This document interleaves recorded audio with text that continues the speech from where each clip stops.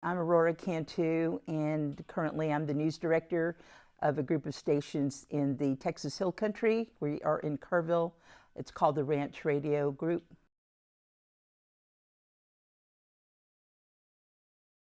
I came into San Antonio College in 1977, just a couple of months after I graduated. And it was one of those interesting happenings. It was not something that I aspired to be. We happened to meet some young guys that came in from SAC at career fair. And all the girls were like, oh, there's these cute guys, college guys. So I go and I listen to them. And then I didn't know where I wanted to go to school. A lot of my friends were going to North Texas. Back then, UTSA was still so brand new. And I was looking at Trinity. And then I just said, you know what, I just need to go to San Antonio College. And then when I got here, they're like, what's your major? And they had A to Z. And I said, oh, RTF. And that's how I chose it. And I went home and I told my parents, and they said, hey, as long as you make good grades and you just stick to it, we're fine. They didn't have an issue with me going into that field.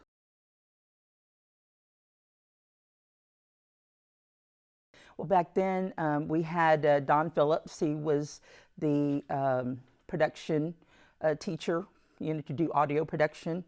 And he also taught the course. Back then in radio, you had to have an FCC license in order to be on an AM or an FM station.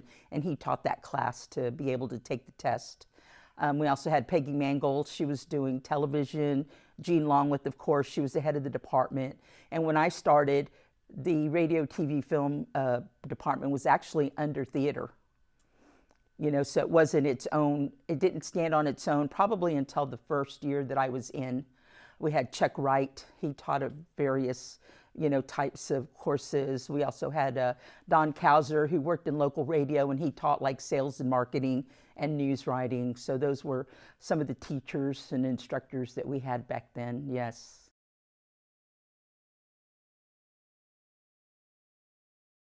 Miss Longworth, she's the lady that started the department back in the 60s, started KSYM, started the radio, TV, film department, and she was the one, she would see potential in you, and she was the one that would help, encourage you to get through the program and also help you get a job. She had a little Rolodex of all our names and, local radio, TV, or production studio. They would call and say, do you have someone to send? And one of the questions that I remember that she would always ask, will you take a girl? Because there was hardly any women. Like when I took production, there was no girls in my production class back then.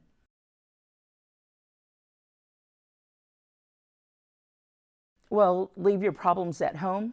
When you are working in a field where people can see and hear you, don't show, the emotion. You're there to inform, to entertain, basically. We're there to make people feel better.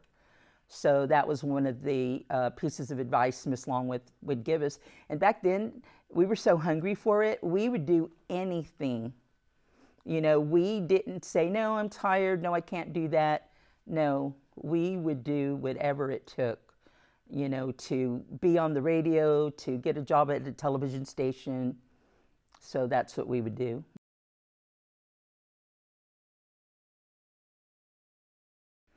Well, I was more a radio student. You're naive when you're 17, 18 years old. I wasn't crazy about television because back then TV was more like working in a news department. And I was fortunate to get a internship at Ken's. I was like one of the first interns that they had actually on the floor. Back then the interns were put in the news department. So me and another young guy, they put us on the news floor.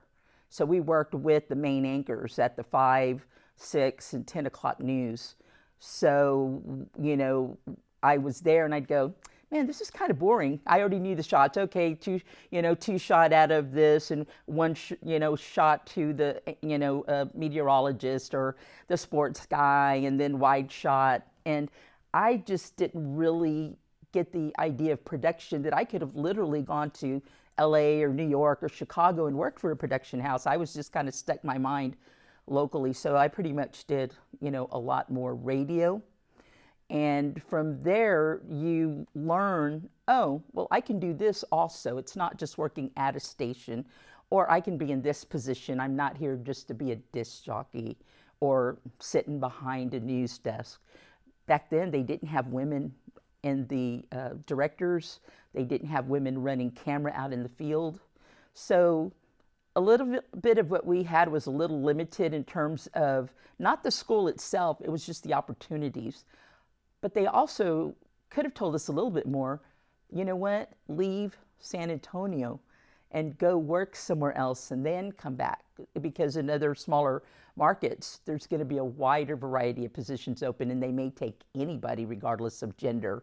And that's kind of, sometimes you don't think about that, Yeah.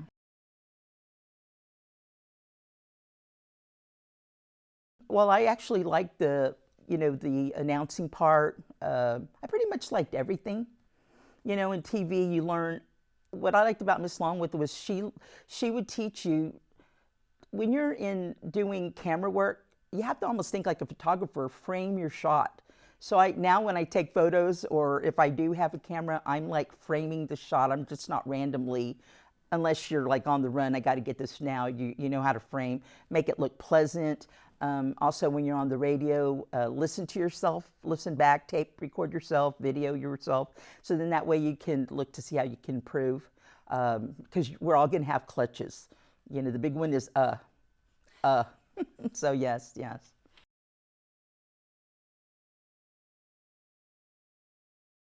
Yes, so this is what happened. Back in the day when I said you had to take an FCC test, there was a lot of people that were not passing the test. To be on an FM, you had to have an FM license with a third-class endorsement.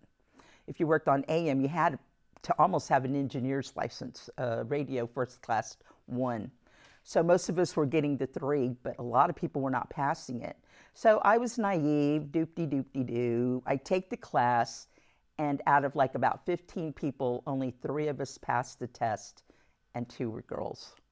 And when they found out, the other students who were running KSYM, the radio station, they come to me, you passed your test? Yes, we're putting you on the air. And I'm like, I don't know anything yet.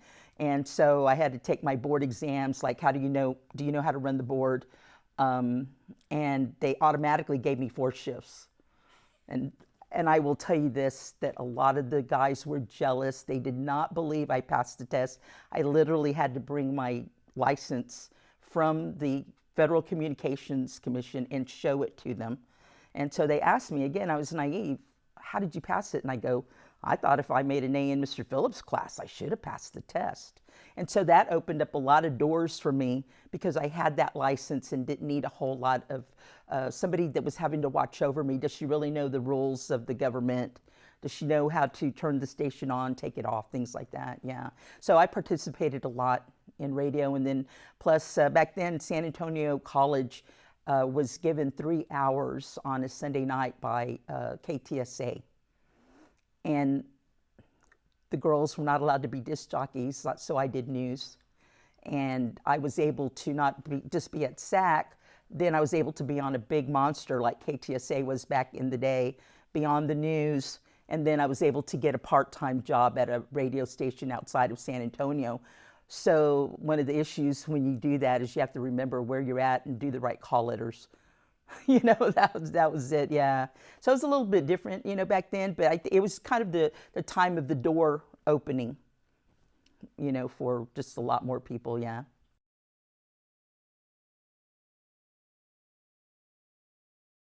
I wish that film was cheaper because back then you had to shoot on 8 or 35 and it was so expensive to process it.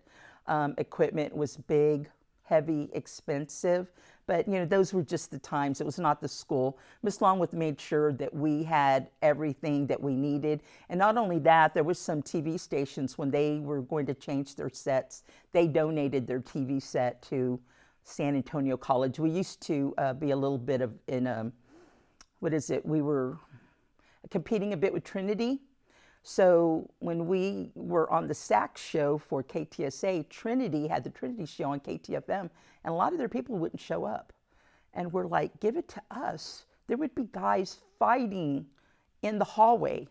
I'm supposed to be on. No, I'm on.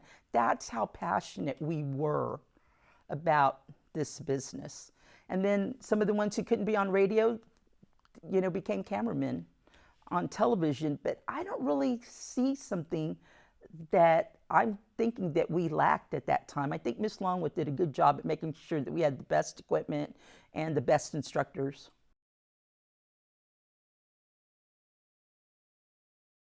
Definitely technology, and that definitely, back in the day we were doing tape. We didn't have ways to edit the way that you can today. Digital is so fast, easy to store. We didn't have that kind of a storage. So that's the change, going from tape. They taught us how to do dirty editing out in the film, where you're basically moving the tape back and forth and editing it without seeing it, hopefully looking more at time. Moving away from, in radio, moving away from records, from vinyl, going into tape, and then in CDs, and then more digital at that time. Now everything's on a computer. It wasn't back then. So I've kind of seen that evolution, where they call from analog to digital. Yeah. Mm-hmm.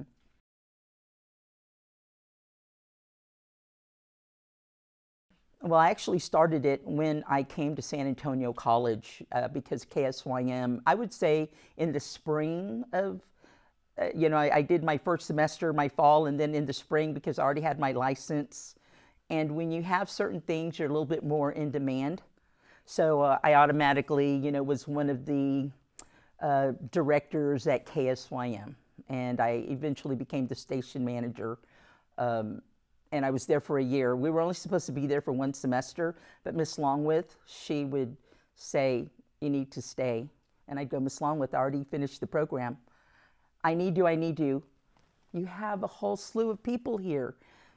And so I took an extra class that I had already taken so I can stay one more semester. So when I went off to four-year university, I basically was only a year and a half at UT. I didn't have to be there the two, because I had taken the extra semester at San Antonio College. And so I was automatically on KSYM. I was working, at KTSA, and they're not on the SAC show anymore. They actually gave me a job. Then I was working at KBOP in Pleasanton. And then when I went to UT, automatically I got a job doing news at one of the local radio stations, because Miss Longworth had us prepared. My instructor, or my director at the radio station in Austin, goes, I received 100 applicants and only 2 of you had experience, and we both came from the SAC program.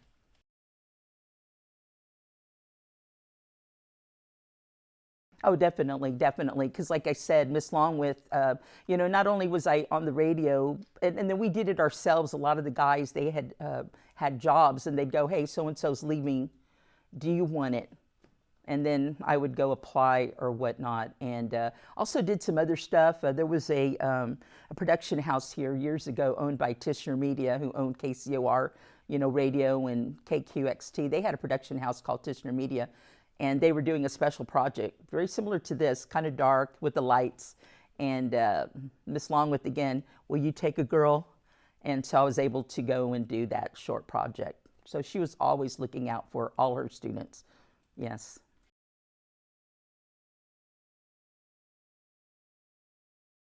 I was the person where, when the actual content comes in, you have to know how to disseminate it, because the instructions, if they're coming in from a local person, like a local, let's say a stereo shop, it was easy. We want you to run this commercial 30 or 60 seconds for this amount of time. Easy peasy. When you're working with an agency, a McDonald's commercials come in, oh, we only want this to run at 6 to 10 in the morning because it's breakfast, and then run this until 7 o'clock at night. Oh, and then by the way, we're going to throw in another commercial, and you're going to rotate. So continuity is where the content, you had to make sure that it was put in correctly, labeled correctly, so that way when it was billed to the client, you were not going to be charged back where they say, oh, you ran the wrong commercial, we're going to not pay you for that. So I always tried to make sure that I was as accurate as possible. And then you're working with the production, you're working with sales, you're working with management, you're working with the agencies. So I always looked at traffic and continuity as being the hub, because you're right here in the middle, and you're working with the disc jockeys, you're working with programming, you're working with promotions, management, and outside agencies and customers. So there was a lot going on.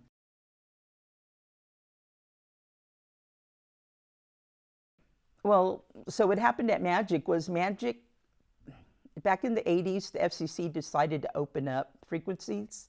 Magic was actually licensed out of Seguin, but Seguin was not a viable community really for them to make money, because on an FM, you're using a lot of electric power. You have to be on 24/7. That's a lot of money. So they did a move into San Antonio. So I was working at KTSA, and I was working with Trey Ware, and Trey says, we're going to go, and Magic was not on the air. We built it from the ground up. We didn't even have studios. We were doing everything out of the managers' homes, and we didn't come on going, hey, we're going to be commercial-less for like a week. We want everybody to listen. No, our manager said, we're making money as soon as the first song goes on. So we already had people selling commercials, and so when we were ready to go, we had all our music. And so it was kind of like you just weren't in one position. You were helping everybody out. So at that time, they didn't have enough disc jockeys. So I would tell Trey, I'd go, I have my license. I can do some part-time work while I'm doing my full-time job. So just so many things that you're learning. And we didn't have computers back then. I had to do a lot of my stuff by hand and keep all of those records, you know, too. Yeah, so there was a lot, you know, going on at that position at that time.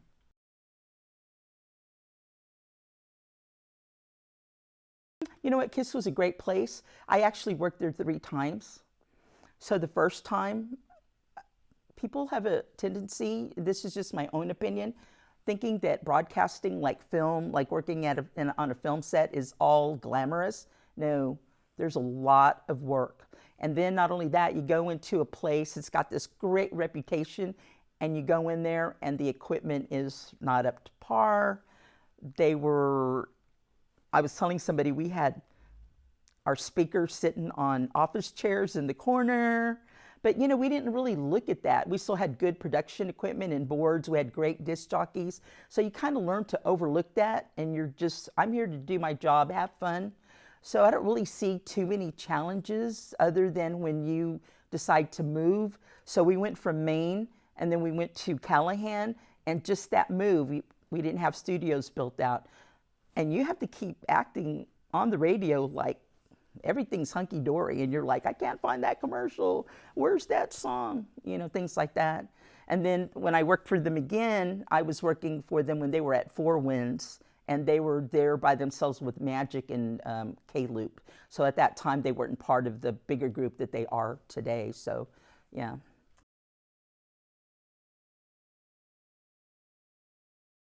No, not really. There were some procedures that some of the office people thought were, but I told them, I said, when you're dealing with agencies that are out of Chicago and New York, the procedures are the same. It doesn't matter what state or city you're in.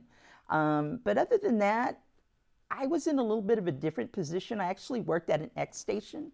And what an X station is it's licensed to Mexico. So none of our disc jockeys were there in San Diego. We literally had to send everything across the border through customs. All our carts had to go through customs and be accounted for. Our logs would go across, and then we would have a courier come back and bring everything so we could reconcile. And the disc jockeys had to take a van every day over into Tijuana and Rosarito. And then at first, you know, Border Patrol was very, and we weren't the only ones. There were some other X stations, and we played American music. So, and Americans couldn't own a Mexican radio station, but you had to have like a Mexican national to be on your board. And so we were like one of the first alternative stations in the country back then. There was only like 3 or 4 of them. So I was working with music that we hadn't really heard before, and just the logistics. And we also ran the San Diego Chargers. We also did the Sockers, and we were about to get the Padres, but we did not get them. So I had never worked with the sports, and like I said, the music was different, and California was just a totally different vibe than Texas. So you had to adapt a bit, because you're like, oh, I've never seen that before, or I didn't know this. But in terms of procedures, no, not really.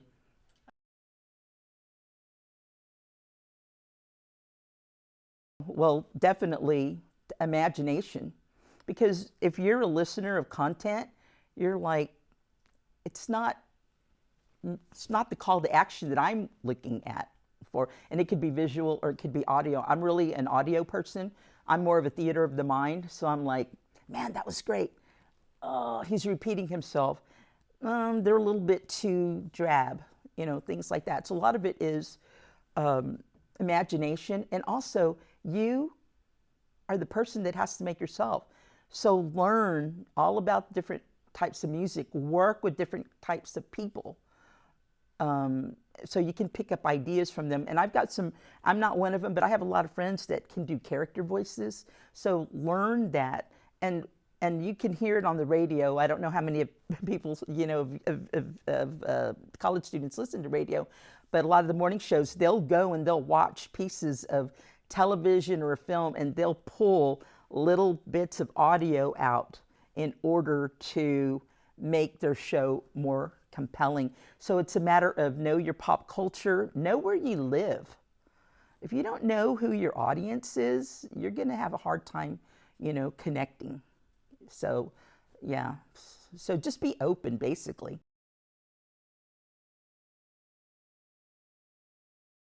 Just, what I said, have your mind open. Be prepared, especially when you're young. If you can, be prepared to move somewhere else, because sometimes your market can be too saturated. Not only that, network. If you don't network, sometimes you're not going to get a job just by going online and filling out an application, because somebody may not know you, or your content, your video, your audio ends up in a pile of other people's applications coming in. No, you have to know somebody and just say, I know that it's not really great today, the nepotism or, who but that's how some people get a job. They go, you know what, I met that person at a festival. And when you talk to people, you find out how so connected you are, that you're like, oh, I didn't know you knew so-and-so, and this is what I do. And they can sometimes help you get in. It's a little tighter today. Back in the day, I would hear through the grapevine, oh, so-and-so just lost their job. Great. Pick up the phone. Hey, I heard you had a job opening. How do you know that? It's already on the street. And you would get hired. Today, that doesn't happen. You have a lot of EEO. They have to show the FCC that they hired so many candidates. So it's not as easy. But again, there's a lot of people that I know that their jobs came from networking and just being there, and be willing to do almost anything, but according to what you feel comfortable with. Yeah, because you don't want to just do anything and it's going to leave you soulless. That's not what I mean. I mean, keep your integrity, and also just keep names and phone numbers. If I were you, I would always have a business card, even if it just has your name, no title. Make sure you have your QR code on there. That way somebody can tap it with their phone. Automatically, they have your information. I need to put a QR code on my business cards, because just putting it in takes too much time sometimes. Just learn how to do things a little quicker. And like I said, just network, be open. And if you're shy, work on it. I'm not going to say deal with it. That's wrong. Find somebody that's going to help mentor you through that awkwardness to where you're comfortable.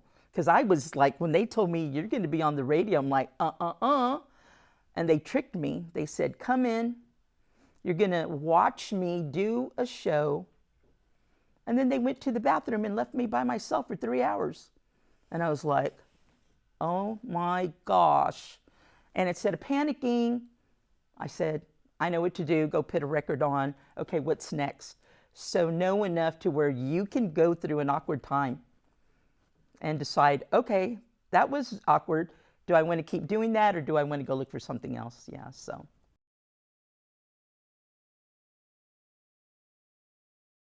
Okay, so again, sometimes we get a little bit of tunnel vision. We just want to do this.